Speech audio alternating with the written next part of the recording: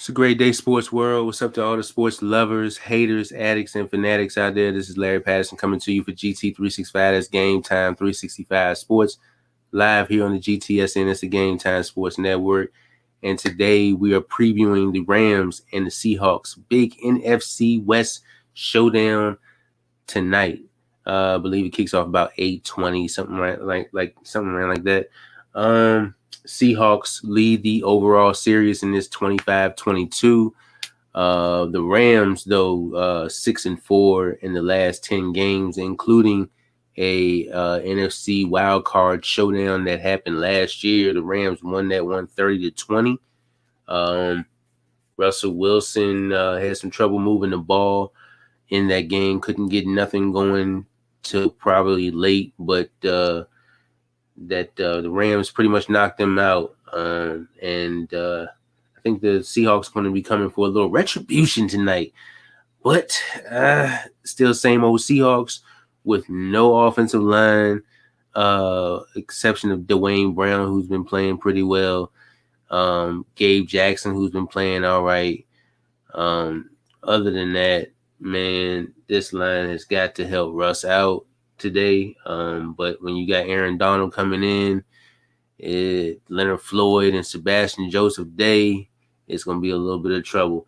Russell Wilson coming into this game pressured 41 times this season. 79 of 109, 1,044 yards, 9 touchdowns. He's been sacked 11 times, and he's completing 72% of his passes. So that pressure 41 times that's something that he's just going to have to go through for the rest of the season, I'm assuming.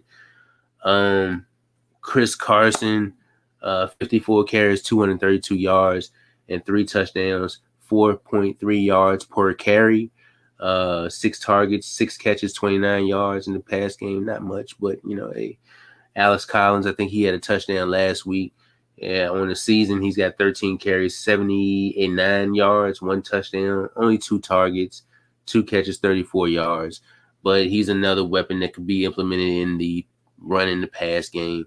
In the pass game, leading DK Metcalf, 33 targets, 20 catches, 285 yards, and 3 touchdowns. Tyler Lockett, 25 targets, 20 catches, 333 yards, and 3 touchdowns. Freddie Swain seems to be an okay third option.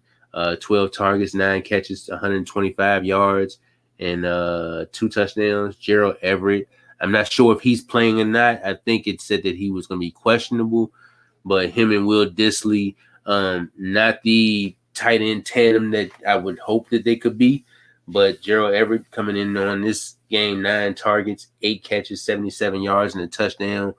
And Will Dissly, 6 targets, 6 catches for 81 yards. So definitely needs some more out of the tight ends in the pass game. But Will Dissly doing his thing as far as that run blocking. I think he got a good PFF grade in that run blocking. Offensively, Seattle is ranked 17th in the pass, 973 yards. Defensively, 28th. So that secondary is boo-boo. 1,170 yards, I want to say. Yeah, it's 1,170 yards, ranked 28th. That's not good, man. DJ Reed seems to be like the best cover corner that they do have, and he's all right. But other than that, it's going to be bombs away in this one tonight. Rushing yards, Seattle's ranked 16th, 430 yards. Defensively, they ranked 32nd at 608 yards. So they not only do they give up yards in the pass, but also in the run as well. And that goes back to like those games early in the season. They only allowed 16 points against Indy, and they won that. Okay, that's cool. But when you allow 33 points in a come from behind victory against Tennessee, 30 points against Minnesota, and you only put up 17. And then last week, the 49ers only put up 21. So, and even though it was 28-21, but Seattle pretty much dominated the game. But you got to be able to get that back in to start defending something. And I don't think that's going to happen tonight. This Rams team comes in pretty upset, losing last week 37-20. Allowed 465 yards last week against Kyler Murray and the Arizona Cardinals. So that's definitely something that they didn't imagine doing. They're like, okay, week one, they played Chicago, and the score was 34-14. You only allowed 14 points. They won against Indy 27-24. They beat Tampa Bay 34-24. So the over the 20 mark, and then you allowed 37 last week against Arizona. So I mean, it's between the weeks of 1 through 5. A lot of teams are still not. A lot of teams still don't have that identity, and you are far from that. You probably won't get that till like after week 10, closer to the playoff time. This is still the fun time where it's unpredictable. This Rams offense comes in ranked 4th in the pass, 1,193 yards. Matthew Stafford has been slinging the rock since he's coming over into the new Sean McVay system. Defensively, they ranked 25th, giving up 1,093 yards. In the run game, the offense is ranked 23rd, 372 total yards on the run. Defensively, 21st, defending the run, 494 yards. 12 penalties. That's the least penalty, and the Rams are the least penalized team in the league, which really helps them out. Seattle, 26 penalties. That's like the 12th most. On third downs, Seattle offensively ranked 27th, 13 of 39 opportunities. On fourth downs, they ranked 30th. And in the red zone, 9 of 10 opportunities, they are ranked 2nd. So when Seattle gets down in that red zone, considering these past 4 weeks, they seem to be doing a damn good job. Defensively, third downs, they're ranked 16th. 22 of 55 opportunities converted by other teams. On fourth downs, they are 3 for 8, ranked 13th. And in the red zone, they're ranked 6th. So they have a top 10 red zone offense and red zone defense. 8 of 18 opportunities for that defense. On the Rams side of the ball, offensively, they're ranked 2nd. 25 on third downs. 25 of 46 opportunities. Defensively, they're ranked 30th. 24 of 48 opportunities. So on fourth downs, 1 of 3 opportunities. Offensively, 21st.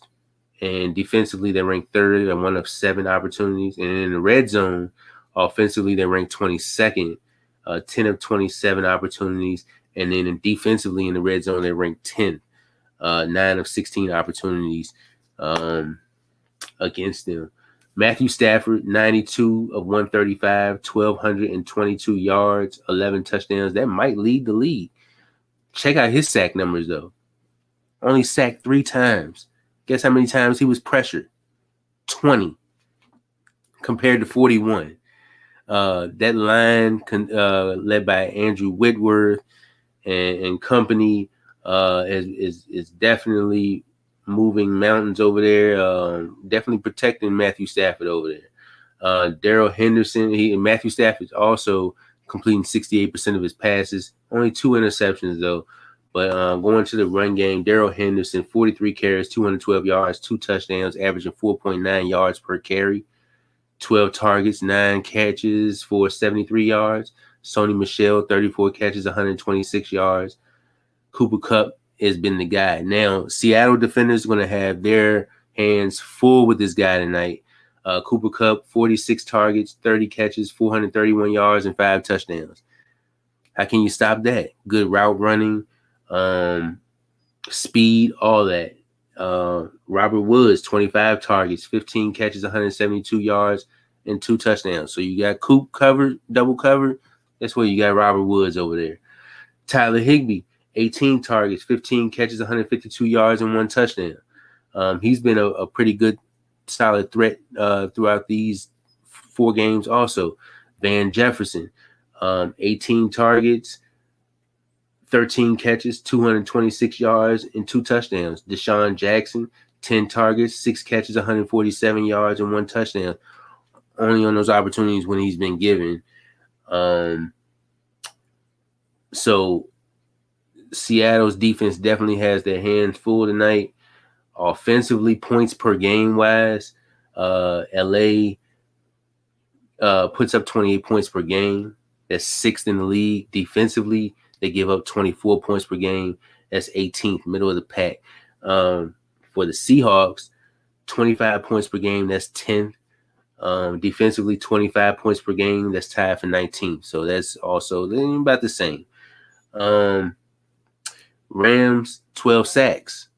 Tied with the Bills for 6th most. And Seattle only with 9. They tied with a bunch of teams for like 9 sacks. But that pass rush, considering of Al Woods and Rasheem Green and King Dunlap, if he's playing, Alton Robinson, Poona Ford, those guys definitely have to do a better job getting quarterback. Jamal Adams, my man Jamal Adams has 32 tackles on the season. He's been targeted 15 times, caught against 9 times for a 60 completion percentage. It's not all that good considering he's not really a good cover corner. But he's had 13 blitzes on the season. Guess how many pressures he's had? Now, normally, Jamal Adams on the Jets would have had about freaking 50 pressures right now. Guess how many pressures he's had so far this season? 0. So I don't know if tonight's going to be the night that he gets any kind of any pressure on the quarterback either, because that Rams offensive line is no joke. Injuries for this game. So far, Antoine Brooks is a DB. He's questionable. That seems about to be the only inactive for the Rams. For the Seahawks, Trey Brown. That's about it. I thought I seen something with Chris Carson is inactive also with the neck. So their starting running back would not be playing. I thought I seen something with Carlos Dunlap not playing also, but I guess he might be active. He hasn't really been starting, so we'll see about that. Defensively for the Rams, Taylor Rapp leads the team in 35 tackles. Kenny Young and Jordan Fuller with 30. Kenny Young with 4 pressures on the year. Jalen Ramsey, 25. Darius Williams, 25 tackles. Jalen Ramsey, 30 targets, completed against 17 times for a 56 completion percentage. Sebastian Joseph Day getting after the quarterback, 4 quarterback hits. He's got 22 tackles, 2 sacks. Leonard Floyd, 3 sacks. Aaron Donald, 2 sacks. Justin Hollins got 2 sacks. So that's something that that Seattle's definitely going to have to be worrying about, especially with that weak offensive line. I just hope Aaron Donald doesn't get to Russell Wilson a whole lot this evening anyway. For Seattle side, Bobby Wagner leading the team with 54 tackles. After that, it's a 20 tackle drop. Jordan Brooks, I think he's the the 3rd year linebacker they got out of Texas Tech. He's got 34 tackles, 4 pressures. Bobby Wagner's also got 4 pressures, and 1 sack between both of them. We talked about Jamal Adams, 32 tackles. Kadri Diggs got the only interception on the team. He's got 31 tackles, though. DJ Reed seems to be the Seattle's best cover corner. He's got 24 tackles. As far as pressures, Kerry Hyder, 6 pressures. Rasheem Green, 7 pressures. Al Woods and Darrell Taylor with 5 pressures. They seem to have, when I looked early on PFF, they had some pretty decent numbers as far as pass rushing and as far as run defense. But all in all, I do see this team. I do see this game being very high scoring. I picked the Rams to win this game 35-34 with Seattle covering. So if you want to make a bet, go ahead and count for the Seahawks to go ahead and cover that 2.5 today with tonight. But it should be a good one. I'm not really counting on too many turnovers. It could be, you never know. I mean, Russell Wilson hasn't thrown no interceptions, so I don't